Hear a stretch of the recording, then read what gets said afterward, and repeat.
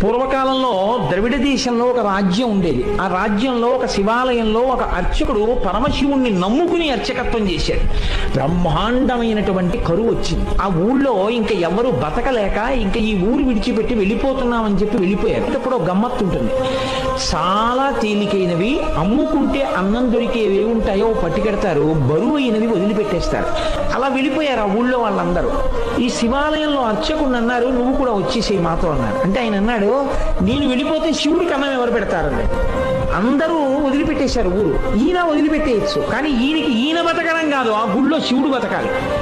అందరినీ బతికించేవాడు అందరినీ ఊరి నుంచి పంపించేస్తున్నాడు, వాడికి దయలేనప్పుడు నేను ఎందుకు ఉండాలనాలి. ఆయన అలా అనలేదు, వాడికి నేను అన్నం పెట్టాలన్నాడు అని ఉండిపోయాడు. అందరూ వెళ్ళిపోయారు. పక్కింటికి వెళ్ళి అడుగుదామంటే కూడా ఎవరు లేడు, మాట్లాడడానికి కూడా ఎవడో ఉన్నాడు.